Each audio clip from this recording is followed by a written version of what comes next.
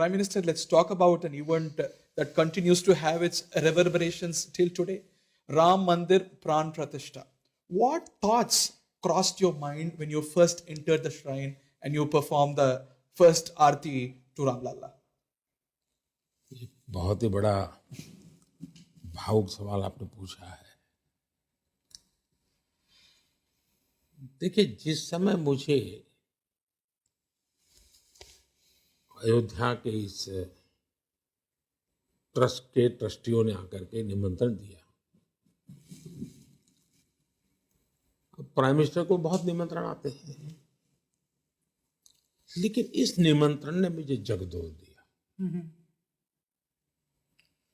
और जब से निमंत्रण मिला तब से मैं एक प्रकार से उस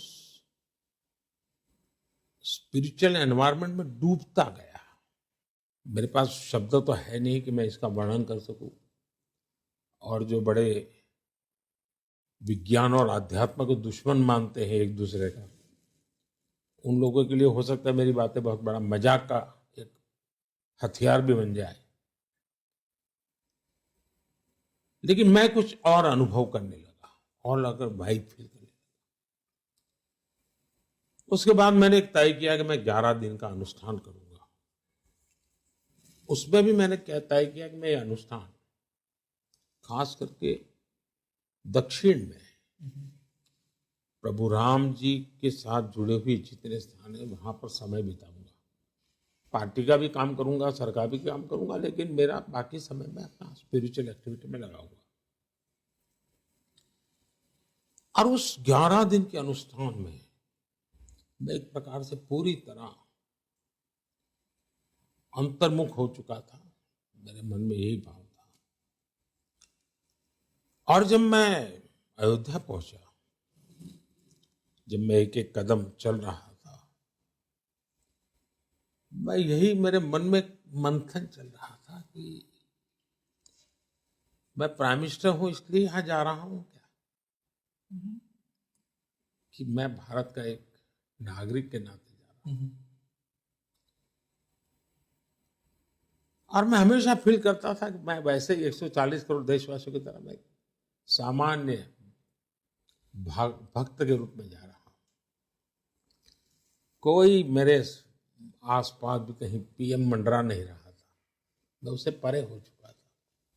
और यही रहता था देश, 500 साल का संघर्ष, लाखों लोगों के बलिदान, लाखों लोगों की तपस्या, यातनाएं, 500 साल, अनेकों पीढ़ियों की आशा, आकांक्षा, भक्ति, एक एक डगर पर मैं फील करता था कितना बड़ा इसके साथ जुड़ा हुआ है। तो मैं इस भाव अवस्था में टेंपल में एंटर किया। पहले तो मैं अनुभव करता था 140 करोड़ देशवासियों का सपना आज पूरा हो रहा है, एक टर्निंग पॉइंट है वगैरह वगैरह। लेकिन जैसे ही रामलला के सामने पहुंचा तो पहले मेरी नजर उनके चरण पे गई और दूसरी मेरी नजर उनकी आंखों पे गई और वहीं मैं अटक गया। कुछ पल तो हमें जो पंडित थे वो ये करो वो करो, मेरा ध्यान ही नहीं रहता था, मेरा ध्यान उसी में लग गया।